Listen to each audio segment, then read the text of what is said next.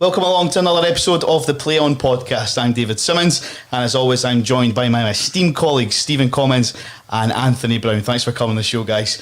What a week it's been since we were last on air. Just when you thought that 2020 couldn't get any more crazier, we have gone and qualified for the Euros. 22 years. Anthony, how's it taken us 22 years to get to this stage, mate?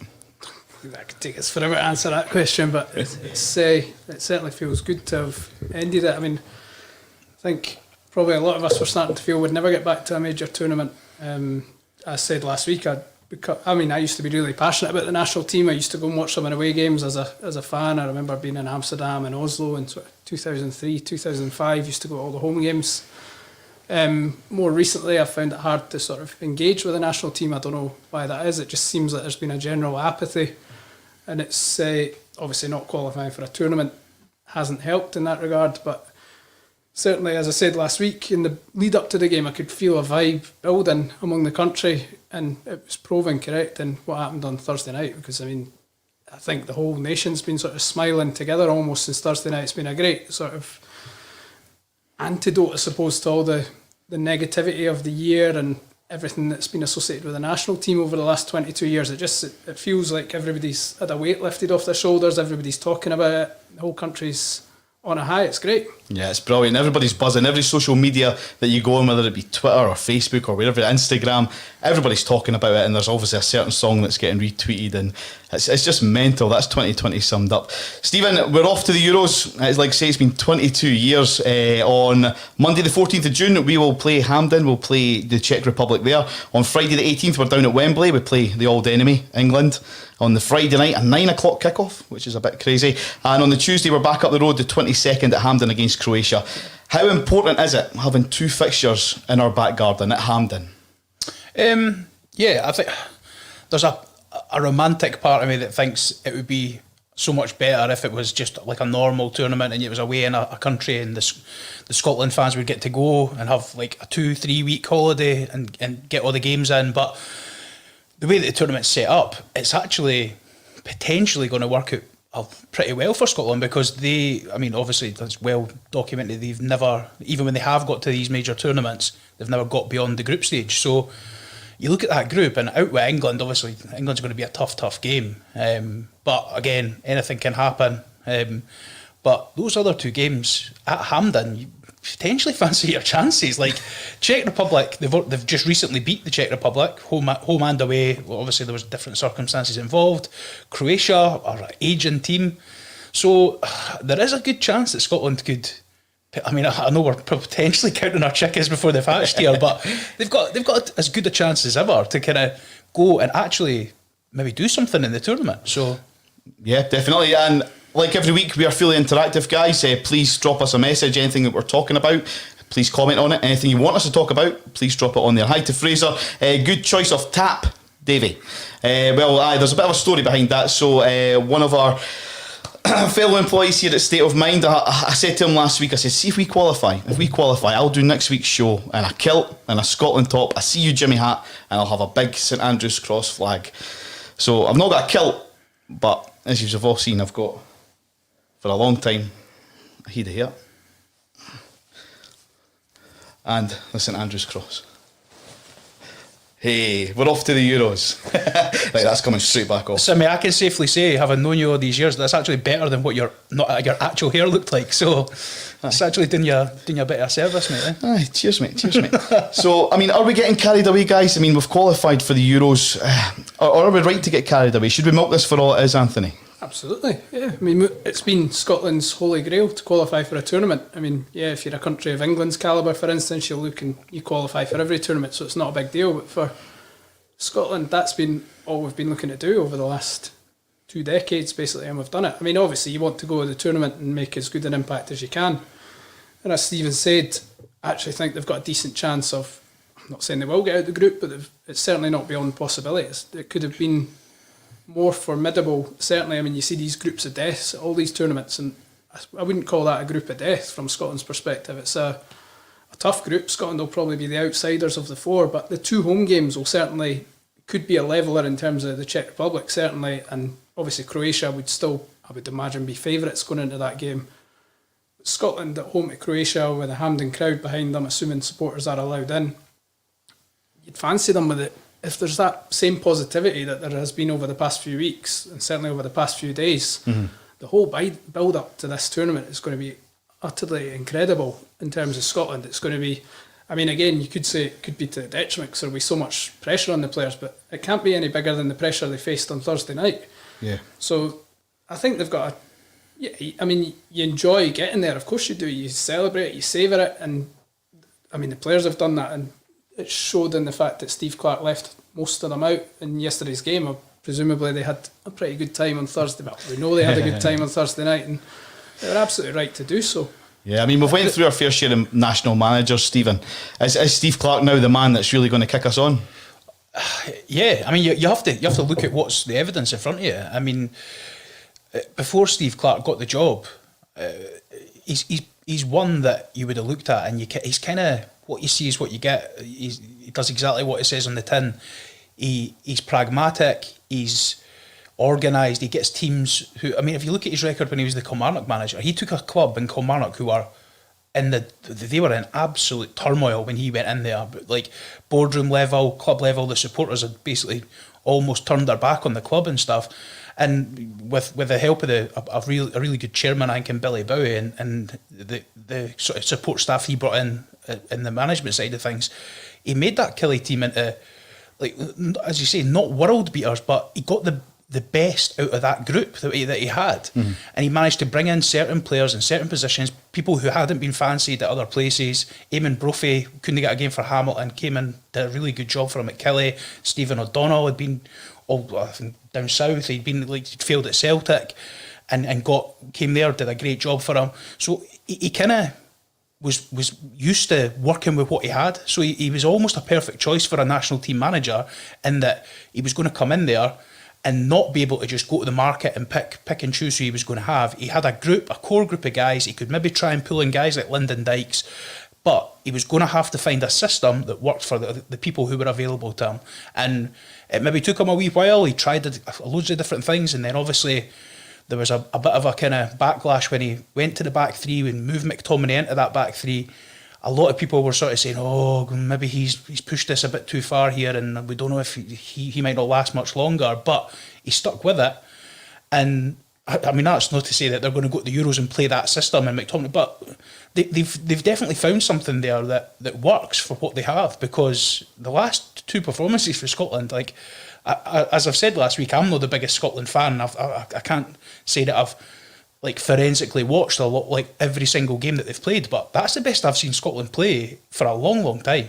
So he's obviously doing something right. On paper, he now looks like a footballing miracle worker, Steve Clarke. His last job at Killie, as you say, I mean, he took Kilmarnock way beyond what people would have expected of him in terms of getting them into Europe from where he picked them up, with bottom of the table when he came in, replaced Lee McCulloch. Yeah.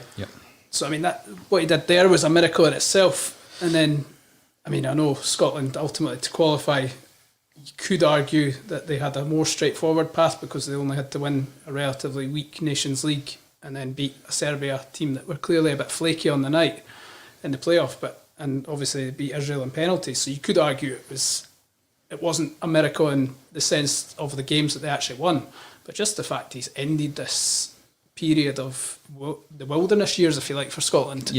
At the first attempt. See, this is the thing. Like, so it's a very Scottish thing. Like the question that you asked Anthony earlier when you were said, are we getting ahead of ourselves? Should we not be celebrating too much? Like, nobody ever said that to Liverpool fans or Leeds fans when they ended the hoodoos that they had. So why should Scotland fans feel guilty about celebrating something that for pretty much all our lifetimes, like obviously we're all, I'm actually a bit older than you probably think I am because I'm baby-faced and beautiful, but from our generation, like I was 13 the last time Scotland were at a major tournament, so like in my adult life I've never seen it, so why shouldn't you celebrate something like that? So yeah, it is something that we should definitely hold on to, and the feel-good factor should hopefully go all the way through to the summer. Absolutely. Thanks for all the messages that are coming in. Please do keep them coming. Hi to a good friend of mine, David Livy. Great show, lads. The most hair I've seen on Simmy since he sprayed it on his wedding day.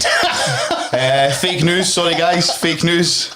I do apologise for that. This is the fittest Scotland squad I've seen in a long time. Solid midfield and an absolute nuisance up front. That's to Sean McCrory as well. Thank you very much for the comment. I agree, we do look like a... Sorry guys, this has to come off. It's roasting in here. We do look a really fit, a really young, like a good core team. Would you agree? I mean, it's a question I'm going to ask later on, but I'm just going to jump in with it now, okay? There's players in that Scotland team that should be playing at a higher level, and the player that I'm talking about here is Ryan Christie. Okay, if you look at players like Stuart Armstrong, you've got John McGinn, Tierney, that have all went down to the Premiership and succeeded. They're doing well down there. Is Ryan Christie maybe the next man to follow suit down that way? It's a tough one because you never know. Like there's guys who. There's guys who I looked at when they're playing in Scotland and think he is absolutely like perfect for going down south. Like a perfect example, that's Callum Patterson when he was at Hearts. I looked at him and thought he will go down. He'll do what John McGinn's done basically. He'll go down to a club that's potentially at a level above where he is at Hearts and in John McGinn's case Hibs. They went to Aston Villa and straight away he looks unbelievable for Villa. He's going to, like, for me, he should take that step up again and go to the next level, which like would be maybe a top 6 team in England. I thought Callum Patterson would do the exact same thing. I mean, not to throw any shade on Callum Patterson's career because he's still playing for Sheffield Wednesday, a great club, and he's still in the Scotland squad. But I really expected him to be at the level of John McGinn. So a guy like Ryan Christie, even though he's playing at a high level, he's playing at the best club in Scotland at this moment in time. He's playing regularly in Europe. He's playing well for the national team. I just think, with the money that's involved, the contract that he's probably on at Celtic, it's a matter of time before one of the clubs in England, because even the bottom 6 clubs in England could probably offer treble, quadruple what he's earning now at Celtic. So I think it's a matter of time. He's got all the attributes that he could go there and do a good job. Absolutely. I mean, it's a shame on this player that I'm going to bring up now. Ollie McBurney. He's playing in the Premiership. He's not been producing the goods for Scotland. If he can do it down there, surely Ryan Christie can. Even McGregor. And now I'm not trying to take anything away from Celtic because I'm sure there is other people in that squad as well that would probably do a job in the Premier League. But I can see money moves coming in for them. Now, one thing I do want to say, Anthony, and hopefully you can jump in on this, is we're getting carried away here. I mean, I'm wearing See You Jimmy hats on here. We're wearing Scotland tops. We're sharing 80s music, for crying out loud, on all social platforms. Are we getting carried away because there is still a pandemic going on? Let's be serious here. I mean, going into next year, they're promising a vaccine. I mean, how detrimental will a tournament like this be in our back garden if we can't actually attend due to COVID? That would be a travesty in the football sense if that can't happen. And I suppose the worry is that they just decide to take it to one particular country. Obviously, Russia's been mooted. Yep. I don't know how much substance there is to that. So it would be a shame if it did get taken behind closed doors, whether it's all around Europe or just in one particular country. You would certainly hope that a good amount of fans, ideally full houses, are going to be allowed in. I mean, that's the big thing that everybody's going to be watching. And the problem is they're going to have to make a decision relatively soon about what they're going to do with it, because although the tournament's still 6-7 months away, they are going to have make a decision at some point. And it may be that they have to make that decision in January or February, for instance, when we may not be fully aware of how this COVID thing's going to evolve and whether we are going to be able to access a vaccine by that point. So there's a lot of question marks about whether... I mean, I've bought tickets for a game in Copenhagen to take my wee boy, the right. Denmark-Belgium game, so I'm watching it from that regard. I've booked flights to Copenhagen, and I don't know whether to book a hotel because I don't know if it's going to go ahead there as planned or if they're going to shuffle it elsewhere. I mean, nobody really knows at this point, so you've just got to assume it's going to go ahead as planned until told otherwise. But yeah, it would be a real shame if the first tournament Scotland... I mean, it's bad enough that Scotland qualified with no fans in the stadium. Yep. But to then go to the tournament with no fans in it, that would be typically Scottish, I suppose. The thing is, as well, like you're talking about it from, like, would Scotland have that big advantage if they were playing 2 of the 3 group games at Hampden with a crowd? Yeah. Without a crowd, is it that different to going somewhere and being based in a hotel and, like, say Russia, for example, is it that different to go having somewhere in Russia as your base and go to the games from there? And also, you've got to remember, like, especially, like, obviously England and Croatia, they've all got players who have played in pretty important games, like World Cup final, World Cup semi-finals. Like, our group of guys, we've got a lot of people with good club experience, but international tournament experience, none, zero. So having them go there with no fans, is that potentially going to play into our hands maybe? Because in a football just from a football point of view, you've got to think of what it means to the nation. Oh, 100%. Yeah, I agree with that. But yeah, just from a pure football point of view, like as we said last week, going to Serbia with a crowd in there would have been a lot harder than what they actually faced when they went there. Absolutely. It was more of a footballing experience than a trying to get your mentality right, try to keep your mind on the game. There was less distractions there, so.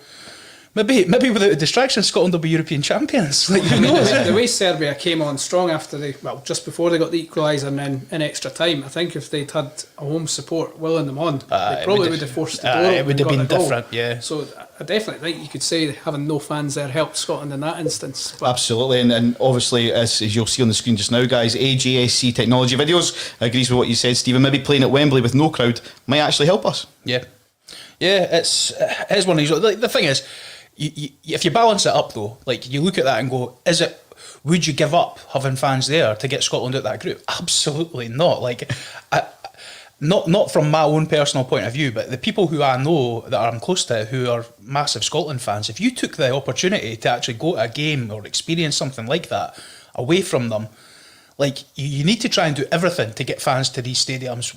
Obviously within reason, make sure it's as safe as possible, but like, yeah, do everything possible to try and get this, because the world, and especially this country, needs something like that. Absolutely. And obviously the worry with the pandemic is, whether you have a ticket or not, I think there's going to be a large volume of Scottish supporters just jump on that train, book a flight, hire a minibus and head down to Trafalgar Square. I mean, you can all see that happening. I mean, I know some of us in this room have already booked hotel rooms. I've not been to a Scotland game since about 1998, but as soon as the full-time whistle went, I was booked and ready to go. Well, I mean, that can only be good for the economy, surely, all the amount of Scottish people that are going to go down there. But hey, that's the other side of the coin. So let's talk about the game itself. We've just bypassed the whole game itself. 1-1 at full-time, penalties, and we all know what happened there. Last week on the show, this is where I was getting worried, Stephen, because in the first show you predicted that Craig Gordon should get a Scotland call-up. He gets a Scotland call-up. Last week on the show, I asked you what your score thought it was going to be, and you said 1-1 and we'll get beat on penalties. To be honest, I actually said 0-0. So oh, did you? It wasn't that mystic, Meg. But yeah, I did think draw, then to penalties. I thought, oh no, I'm going to get slaughtered. It was basically going to be my fault on this podcast if Scotland go out here. But no, fair play to them. I mean, you look at the way that the game went as well. That you had such a positive start to the game. They were on the front foot. It's almost like they got the game plan spot on, like absolutely perfect. Like obviously Kolarov was missing for the Serbians as well, so they had to. I think one of the guys who played in the back three is actually a holding midfielder. So I think Steve Clarke had obviously looked at that and thought they're going to be comfortable on the ball, so they're probably going to try and play for the back. And from the word go, Dykes was absolutely incredible. Yeah, like, what a performance.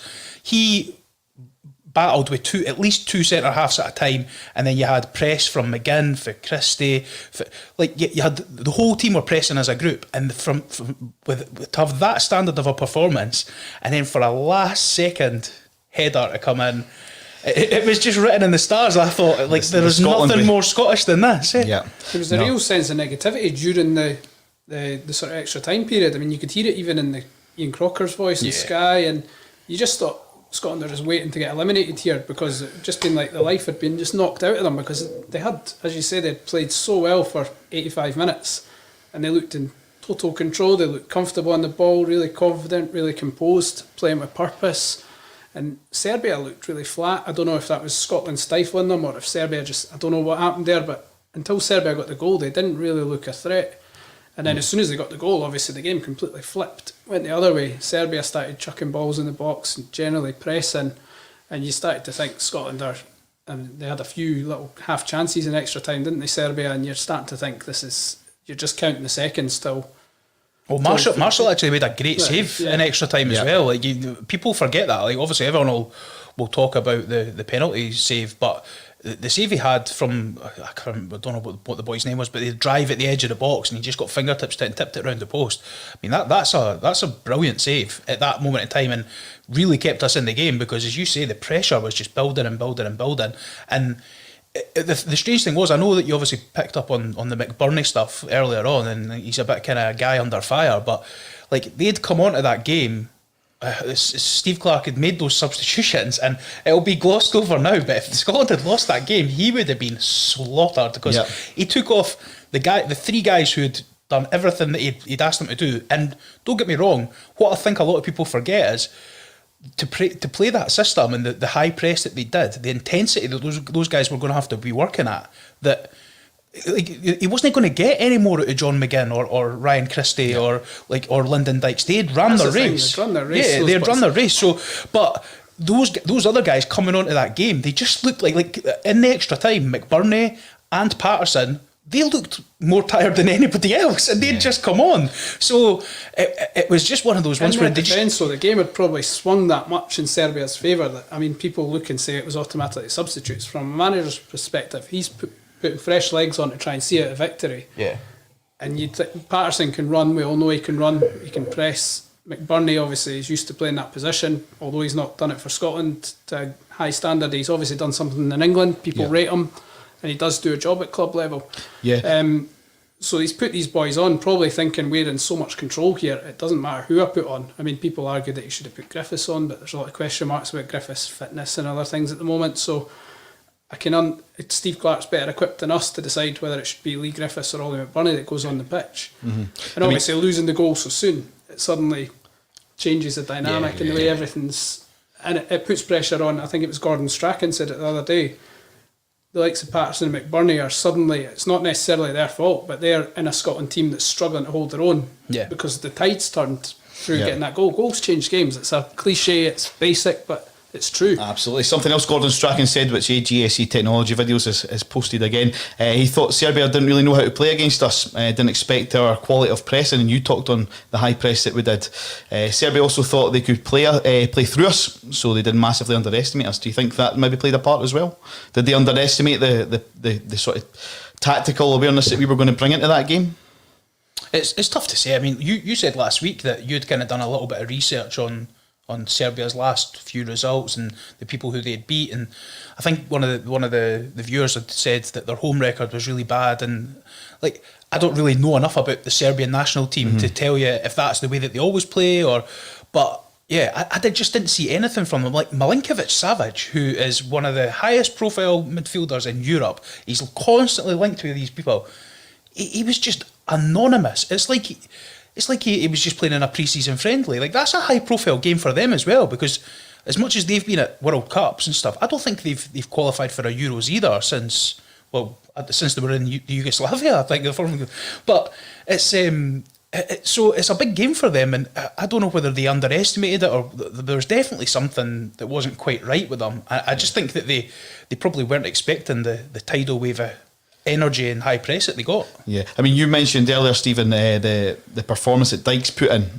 Does he bring a dimension to that Scotland squad, Anthony, that we've maybe not seen in a while? Yeah, he's like a Kenny Miller type, but with a bit more natural physical presence, I feel like, because he's one of these selfless strikers that runs the channels. He'll do all the dog work, if you like. And I always rated Miller for what he brought to Scotland. I know a lot of people criticised him because he missed a lot of chances, but I thought he was a really good sort of focal point for Scotland, and I don't think we ever really replaced him. I know Griffiths had a little spell where he was going to look like he was going to become a talisman when he scored against England, and Stephen Fletcher obviously had a shot, but it never really took off for him on a consistent basis. But certainly Dykes looks like he's got the ability, and he's got the legs to play that role where you're just running yourself into the ground for the team, holding the ball up, going and fighting defenders, and he's got a bit of quality as well. I mean, he certainly looks perfect. Like, I mean, you could put in a guy like Shanklin, for instance, or a Griffiths, but do they have that same presence that Dykes is bringing to the party? I don't think they do. Yeah, and from one end of the pitch to the other, a man that we always have to talk about is Sir David of Marshall, if you like. Is that a 2020 version of the Archie Gemmill moment? Is that one that we're going to see repeated, that penalty save year after year after year now? Yeah, I think so. I think that's kind of the next generation, our generation, one that you're going to see over and over again, just because of what had come previous to that for the last 22 years. But the best thing that I saw throughout this whole thing was how much, it didn't matter whether it was McFadden and Darren Fletcher on the programme, if you listen to anybody on podcasts or radio shows, or the feeling of just how happy people were for David Marshall on a personal level, just because I saw a thing that was brilliant, was if you look at Craig Gordon, Alan McGregor and David Marshall, who have all come through the Scotland system at the exact same time, and you look at the number of caps that each of them have got, it's very similar. So it's almost like they've just been there kind of rotating round. Like Craig Gordon had a long spell as the number one, and then there's different people coming in and out. And for Marshall to have been involved with the Scotland setup throughout all that period, and he never turned his back on Scotland, he never didn't turn up. How many times must David Marshall have turned up for Scotland and not even got a sniff of action? Like, he's just went there and basically trained with the goalies for months and years on end, but he never ever got that down. He just kept plugging away. So it is like without being romantic about it, it's like a Cinderella story, that a guy who's put so much into the national team to be that person who becomes the hero and does that for the country is great, and it's poetic, and it is a good story and a feel-good factor that everyone should buy into, really. He's such a low-key character as well. I mean, even when they were doing the conga and everybody's singing his name, you almost got the feeling he was a wee bit embarrassed by it. He was the first one to sit down, that's right, yeah. I mean, I think that's the big thing. He's played second fiddle to McGregor and Gordon for so long, and as you say, he's stuck around, and I would still suggest that you could make a case for saying that Gordon is still a superior keeper, even at this age, to Marshall, but I don't think anybody would begrudge Marshall getting the gloves and keeping the gloves, regardless of whether there is a better keeper at the moment, because he's waited his turn. He's obviously been the man that's got Scotland there by virtue of the penalty save and his general performances in recent matches, and he absolutely deserves to be the guy in possession of the gloves when we go to the Euros, assuming he stays injury free, obviously. Yeah, absolutely. Obviously, one of the things that's went viral is the video of them celebrating. You mentioned obviously the conga with David Marshall to Wigfield Saturday night, but the song that's obviously probably going to find itself at the top of the charts this week, is certainly not in the top 10 anyway, is Baccaras Yes Sir I Can Boogie, because of the way they celebrated. Now, last time England qualified for Euro 98 when we were there, they had Euro 96. Sorry. Thanks for correcting me, Anthony. They had Three Lions. They released that went to number one. Will we have a song for this? Surely we have to. Let's hope it's more positive than Don't Come Back Too Soon with Delamitri. That was kind of preempting what was going to happen, eh? But we don't have to come back this time. Yeah, exactly. We're still here. So it's like, but nah, I've seen loads of things. I've seen a bit of chat about Lewis Capaldi releasing a song, or like, it would be good. It's a bit funny. Like, I don't know if countries still do that. Back in the last time Scotland qualified in '98, it was the done thing. But you were talking obviously earlier about the scenes afterwards, the guys celebrating in the dressing room and at the sort of party that they had afterwards. And to me, that's brilliant to see. Like that shows you, like, there's so many parallels that could be drawn between the Michael O'Neill Northern Ireland team, who did so well out of nothing, and this squad. Like, Michael O'Neill didn't have a great group of players. Arguably, we've got a much better group of players. We've got your likes of Tierney and your Robertsons and guys like that, who are actually very, very talented players in their own right. But Steve Clarke has, as we said earlier, found that system. But the biggest thing that I took from that was how together the players were. I understand it's a massive thing, but they just looked like a band of brothers. Like, they just looked like bonded and like a really good group of mates. And if you can keep the majority of those guys together and take that to a tournament, then I just think you've got such a good chance if you've got a group of guys that are all pulling in the same direction. So yeah, definitely. Hey, thanks to Kieran. Yes, the only way is up. I completely agree with you, mate. Well, hopefully we can kick on in this tournament. We talked about obviously the celebrations of the players and the backroom staff, but there's more to that. Like I say, there's a backroom staff. I'm happy for the people the unsung heroes that are getting to go to these tournaments. And obviously, Anthony, the profession that you're in as well, you're a sports writer. There's going to be people in the media that are going to get to cover this that maybe haven't covered major tournaments before.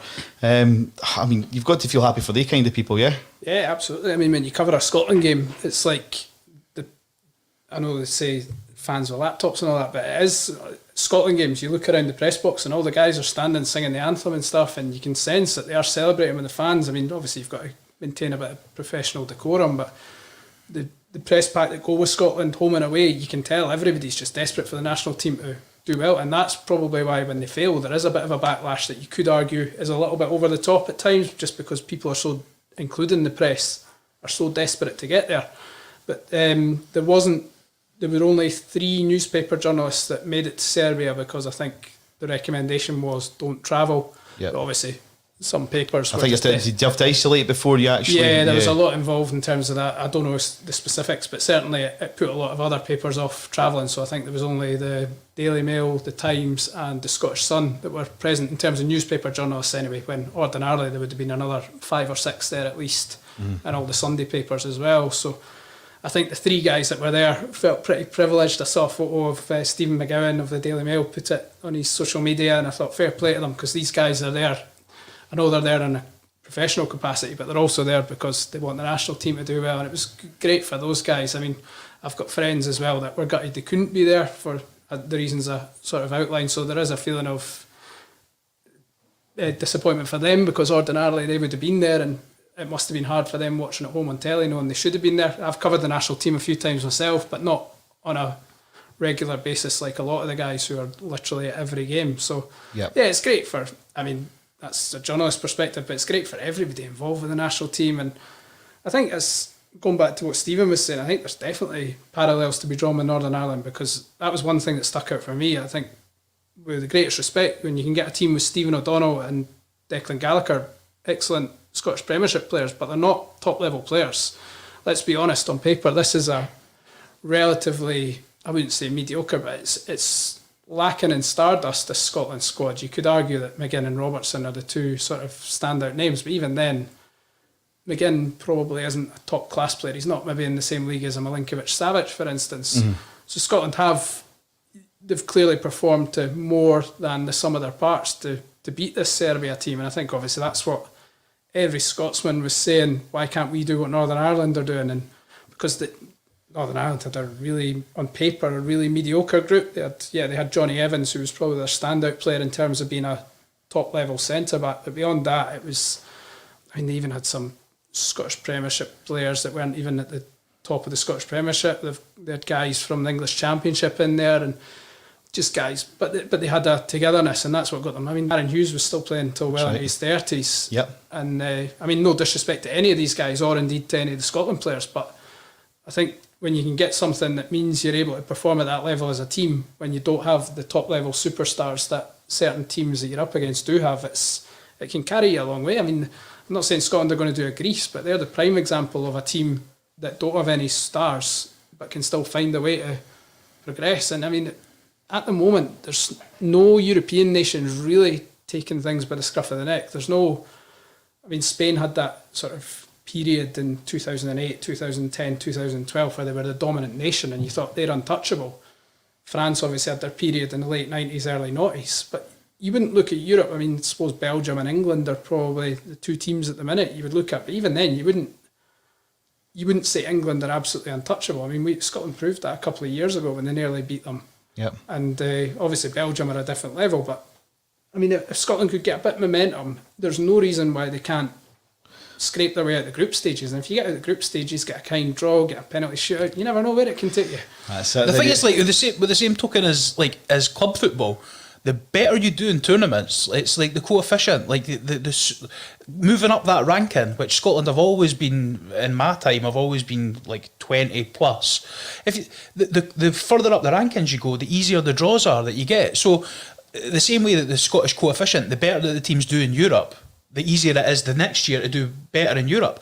So if Scotland can do pretty well in this, they get an easier draw for the World Cup or the next. You know what I mean? It is a step-by-step process. It doesn't happen overnight, but we've had 22 years waiting for something like this to happen. So if you trace it back, that's probably where it started to go wrong for Scotland, because I wouldn't say the players that they've had over the last 20 years are massively inferior to the players they had in the 90s. I'd say they're relatively similar calibre. We didn't have superstars in the 90s. We had Paul Lambert, John Collins, but beyond that, I'm not convinced we had any players that were massively superior to the ones we've had over the last 10, 20 years. Well, even if you look at the Walter Smith and then first time round McLeish, that sort of time, where they had a great group then, and they had guys playing at a good level, and they seemed to be doing pretty well. But they were in a group with France, Italy, and Ukraine.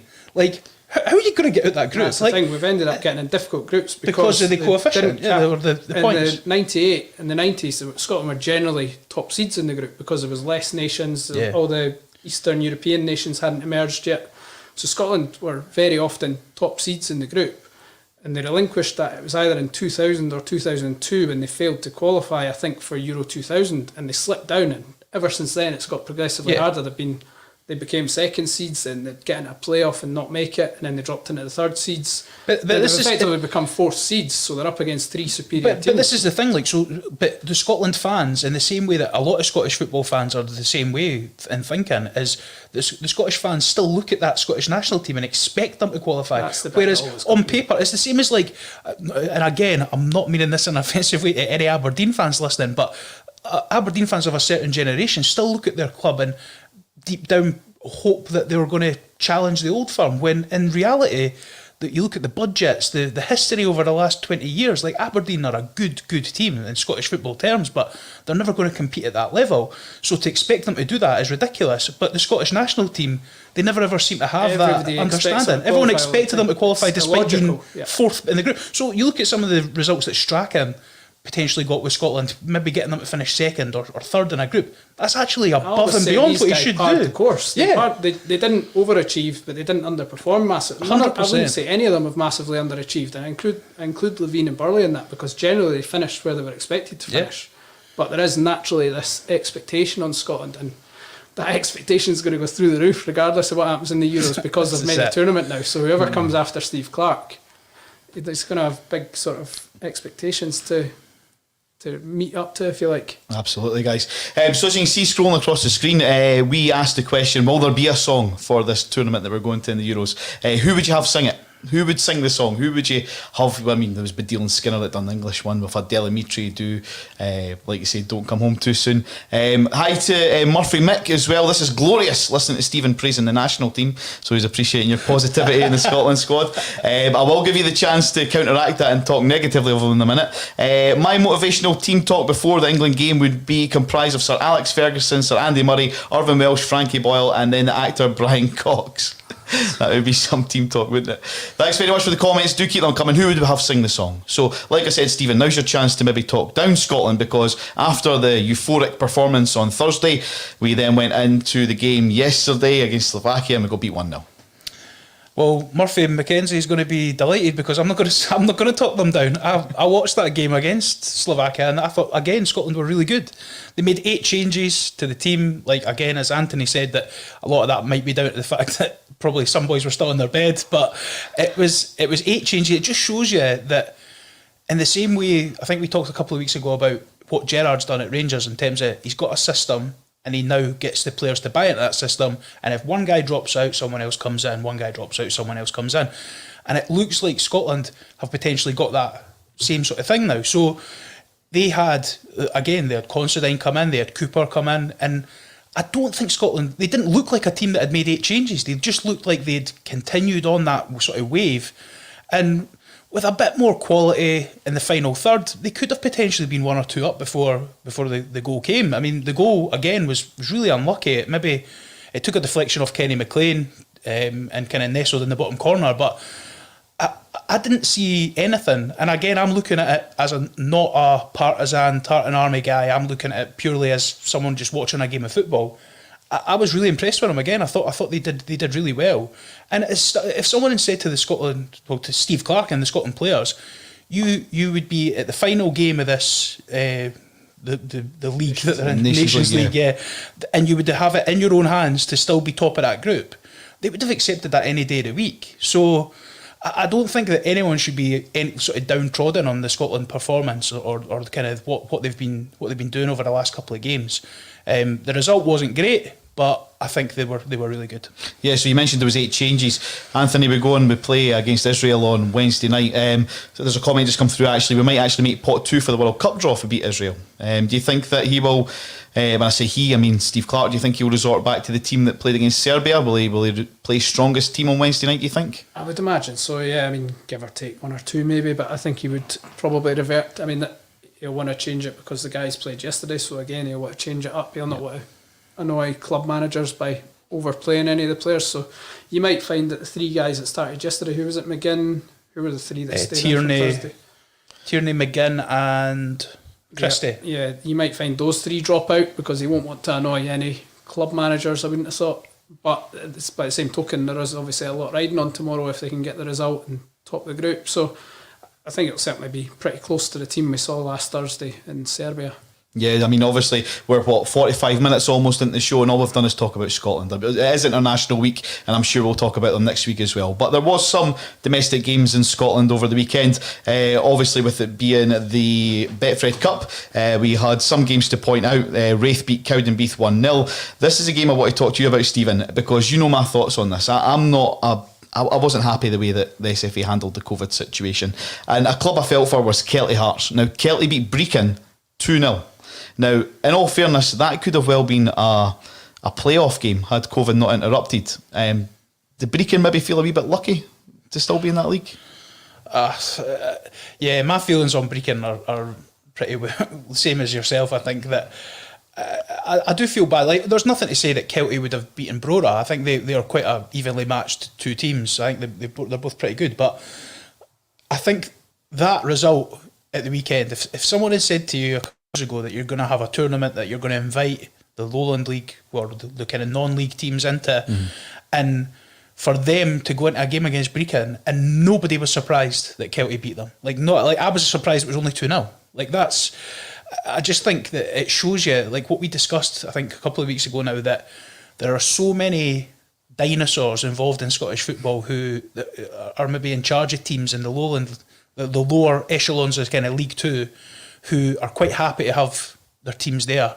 They're Brecon potentially, although they're in a bad run of results, they're probably not in that category because they got rid of Simon Donnelly and I forget who the manager was. Oh. Yeah, Mark Wilson. Yeah. They got rid of the 2 of them and they actually gave the job to Michael Payton, who is, I think he's only 30. He's a ex-Aberdeen striker. He's got quite an experienced assistant coming, hasn't he? Yeah. I'm just trying to remember who it is. It's Jerry, the guy who, I think he was he involved with Hartley at Dundee? Jerry McCabe, that's him. So he's got him, he's an experienced guy, but it does show a little bit that they're trying to do something a bit different and they're not just going for a run-of-the-mill person. But there are other teams in that division that I just, it baffles me that you have teams like Kelty, and then again, people will point at Kelty and say, look how much money's been chucked at them. They've got Barry Ferguson as a manager. They're bringing players in from the Championship in Scotland. But Kelty got beat the week before by East Kilbride in that league as well. So East Kilbride are another team who have got ex-professional players or current professional players.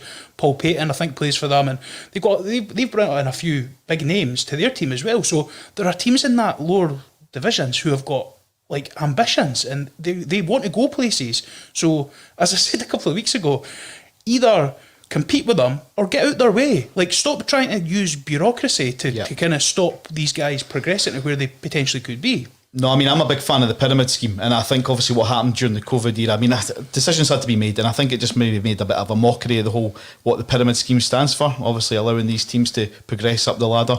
Are you a fan of the pyramid scheme, Anthony? Is it a good thing for clubs like Kelty Hearts, Brora Rangers, East Kilbride, like you say, Stephen? If they're allowed to utilise it as it's supposed to be done. But obviously that didn't happen in the summer. Yeah, so of course it's good. It allows sort of upwardly mobile clubs to smash through the glass ceiling, if you like, and come into the league. I mean, Edinburgh City are the prime example of a team that have come up and held their own, and not only held their own, they've been one of the standout teams in League Two for certainly the past couple of years, and I'm sure we'll see them getting promoted at some point if they keep going the way they're going. Yeah. Annie Lennox or Shirley Manson to sing the Euros 2020 tune? That'd be a good one. Bobby, Simmy, I was actually, just when you were talking about the pyramid system there earlier, sorry. I actually had a conversation today with David Livy, who on the wrote in comments earlier, Yeah, so we were talking as well, like, see in a country the size of Scotland, why do they not make all football into the pyramid system? Like, why do they not bring the amateur game into the same pyramid system and then basically have a pyramid under the Lowland League as it is? And you do the same in the Highland League, use the amateur leagues in like Aberdeen and stuff. The pathway for Pennycook amateurs. Well, this is it. One day Pennycook amateurs could be there, but it's no. But you know what I mean? Like, there's so many different factions within Scottish football kind of fighting against each other. Well, why not just bring everything under one banner and use it as a pyramid for teams that they want to do that? I mean, I see the positives to that, but there's going to be obviously restraints that are going to hold amateur clubs back, like the ground, for instance. There's so many that's what David regulations said, that you need to meet, obviously, to have a seated area, to have it enclosed, to have certain like toilets accessible for referees, etc., and travelling but fans. The thing is, though, Simmy, like when you get to a certain stage, like if you want to push your club on, even if you are an amateur team and you have the facility to have that set up there, you'll go and find the money for somewhere. You'll go and get sponsorship. If you've got an opportunity to get into that Lowland League, you'll go and find something. And there are going to be teams who are happy just being at the level that they are, and that's fine. But if you do want to push on, then the opportunity should be there to do that. Yeah, absolutely. Bobby Gillespie, also a good choice, but he might be past it. Thanks very much for all your comments. Do keep them coming. Another game in the Betfred Cup was Hibs 4, Dundee 1, Stephen. Now, that's quite... there's a bit of a story after that, isn't it? Because they actually drew each other in the next round of the Cup. Yeah. How did that work? So Hibs went through as group winners, and Dundee were one of the best placed second place teams, so they went through as an unseeded team. So Hibs were the seeded, Dundee unseeded. And then it just so happened that because the way that the draw goes, it's a seed against an unseed. So, and that just so happened that despite having played that same day, they got drawn out together. So, but I mean, there's nothing more Scottish football in that story, mate. I'm sorry, but you beet someone in the previous round of the Cup and you get drawn them in the next round of the Cup. And in the Nations League as well. Exactly. It's not just Scottish. It's not just Scottish football. Well, I'm sorry, mate. The Nations League didn't have Rod Stewart giving it the old one of these, though, so that's the difference. Looking ahead to some of the games that are coming up, obviously after the international break. Friday night, Anthony, a huge game at East End Park, Dunfermline against Hearts. That's going to be a cracker, isn't it? Yeah, an interesting game. As I sort of alluded to last week, I'm intrigued to see how Hearts handle it, because it's a game that Hearts, if they are going to run away with the league, which I suppose Robbie Neilson will be hoping that they're able to do, and the supporters will obviously be hoping that they can do, then this is a sort of, not quite an acid test, but it's certainly it'll give us a good indication of if they are just going to scoosh the league or if they're going to make heavy weather of it, if you like, because I mean, this is probably... It's not necessarily the hardest game they'll have faced, because you could argue Dundee and Inverness on paper were hard games as well, as was Arbroath away, but certainly Dunfermline away is, I suppose, one of the trickiest games you're going to get in this division, and if Hearts were to go there, even win 1-0, then you would say they're looking really hot in terms of winning this league, and I dare say they'll win the league whatever happens on Friday night, but certainly a wee setback if they were to lose. Suddenly it asks a few questions of the management and the players and what have you, and they just want to maintain that harmony that they've had over the past few weeks, and certainly since the season started. So for Hearts, it's just about maintaining momentum and maintaining this positive vibe, because it just, with Hearts, it takes one bad result and the whole thing changes. Suddenly the players are rubbish, Robbie Neilson doesn't know what he's doing, so they just want to keep all that sort of nonsense on the back burner, if you like, and get the momentum going, get their noses in front in the title race, which obviously they've not got yet. If they were to win on Friday, I dare say that would put them clear at the top of the league as the only team with 100% record. I think as well that you're looking at it that Robbie Neilson and his coaching staff will want to maintain the good start that they've had for personal reasons but in the back of their mind they will also be thinking about this points per game thing as well. So they want to get as many points on the board as possible at the start of the season. And in the previous seasons gone by, it wasn't a 27 game season, it was a 36 game season, or like, so there's less fixtures, and you've got it in the back of your head that it's not looking likely at this moment in time, but potentially things could change again and the leash could get stopped. So you need to rattle as many points into the board early doors as you can, and then that gives you as best as possible. And people will look at that and go, well, surely that's what every team wants to do anyway.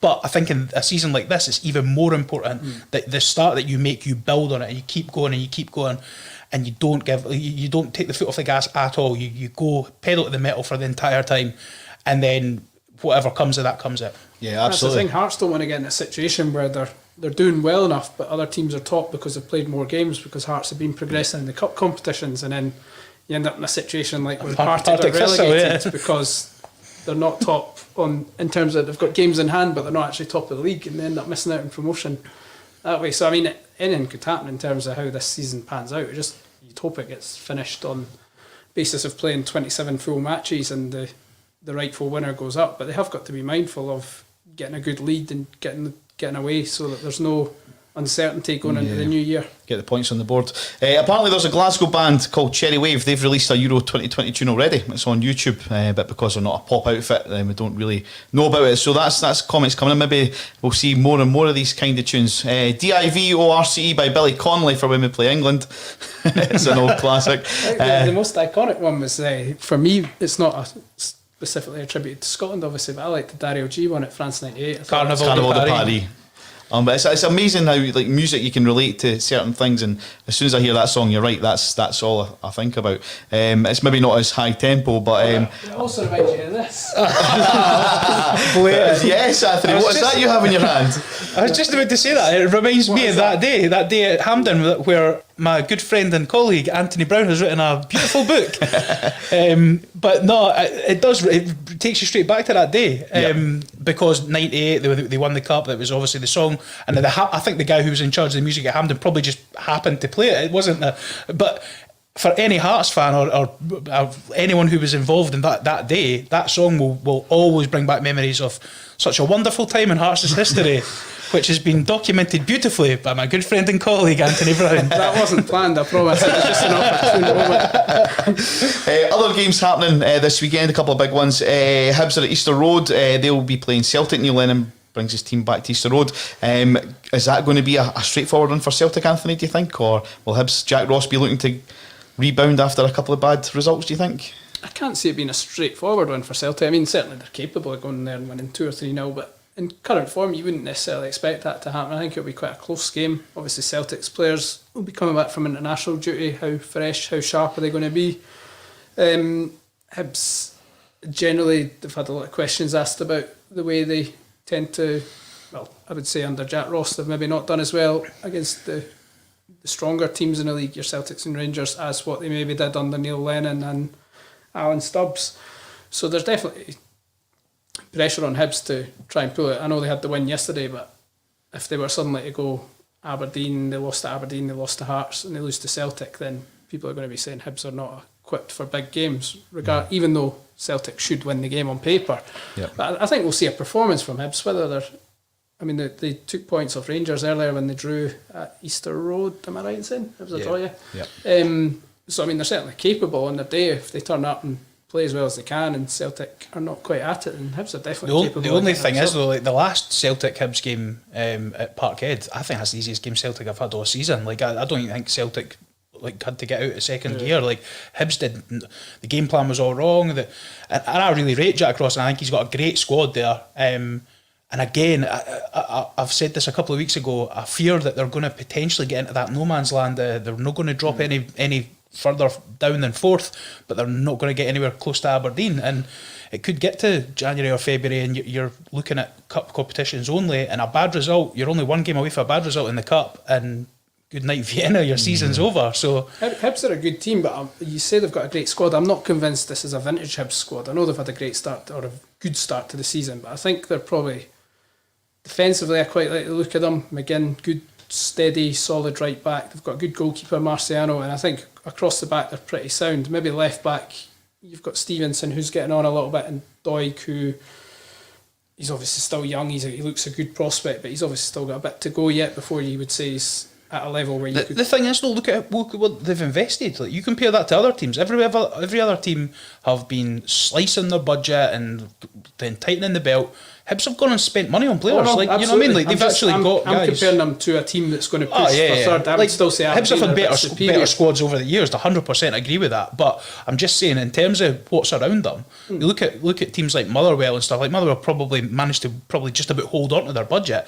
Hibs went and spent money on Nisbet and McGuinness from St Mirren. So, like, if it doesn't work out for them and things don't go to where the fans really want it to go, the only person you can blame is potentially the manager, because he's been backed by his board, and he's got kind of. I know they certainly spend money. I'm not accusing them of that. I do think they've backed the manager pretty well, pretty much over the last 4 or 5 years since the new regime came in, if you like. So I wouldn't have any gripes with that.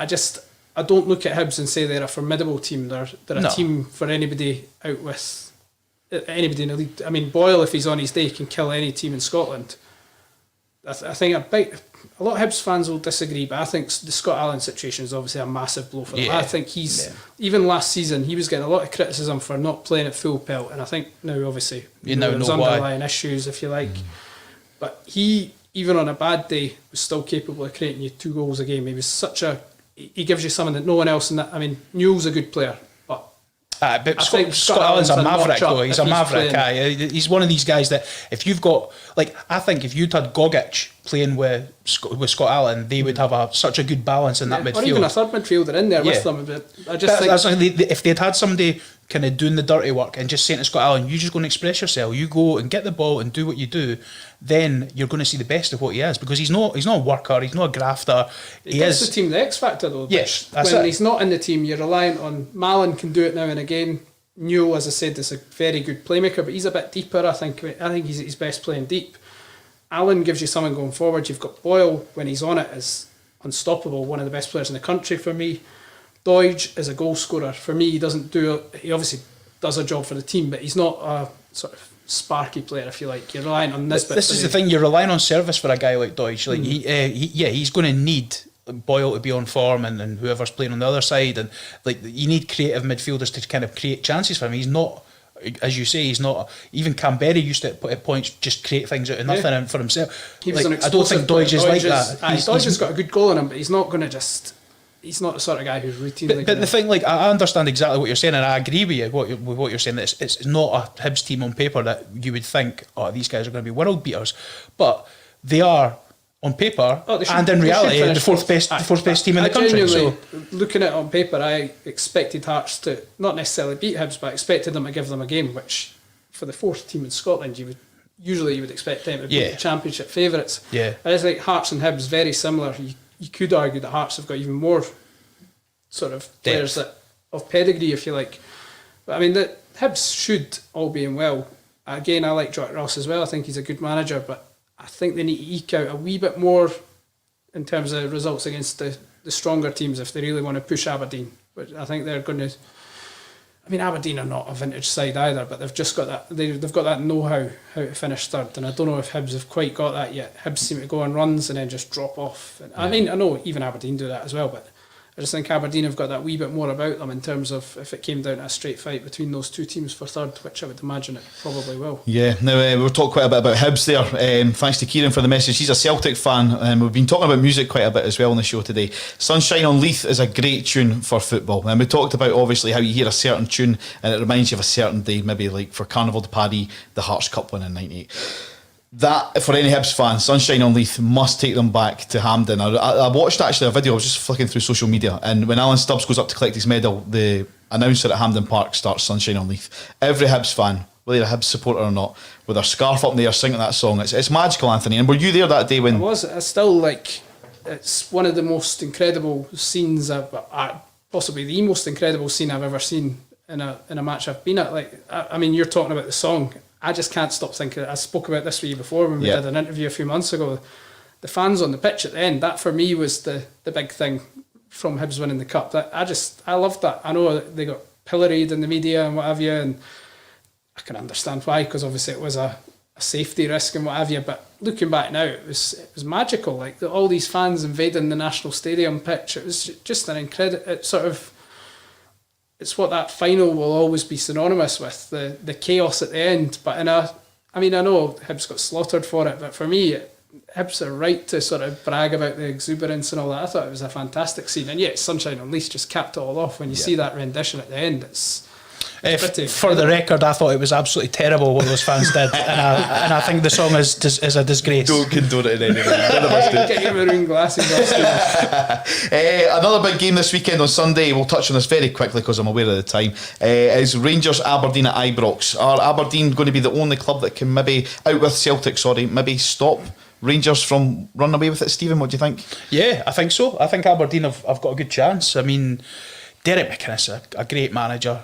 He's just one of these guys who, like, year after year, he hits the targets that he probably needs to hit every single year. He's got very similar to Scotland. He's got a group of guys who graft for him, who he can ask a number of them to play in a different position, play a different role, and they go and just do it for him. Like Johnny Hayes, move him to left back, that's fine. Move him to left wing, no problem. Andy Considine, play centre half this week, go and play left back next week. These guys never blink an eyelid, they just go and do it. Similar to Jack Ross in a way that the Aberdeen fans have questioned McInnes on his record again in big games. So this Rangers game is for Aberdeen fans is massive. The rivalry between Rangers and Aberdeen is kind of well documented, but I think if they could go and get a result there, it really kind of opens things up, because if Celtic then go and get a result, or Celtic first get a result at Easter Road, it puts a bit of pressure on it, and it's Rangers. Like the Aberdeen game at the start of the season when Rangers played them, it was a tight game, really tight game, and that was when Aberdeen were in poor form. So you never know. It's an exciting. Those are two really good games at the weekend. Like those for Scottish football, kind of showcase. Two box office games, but I think Rangers will win heavily. You think so? 4 or 5-0. We'll find out next Monday night. Aberdeen fans, his name is Anthony Brown on Twitter. We're almost out of time. There's one thing I want to touch on, and we talked about this off air, Stephen. You brought this to my attention. I heard rumours of it, but this is superb. We've talked about teams like Kelty Hearts and stuff. We've talked about the Scottish pyramid system.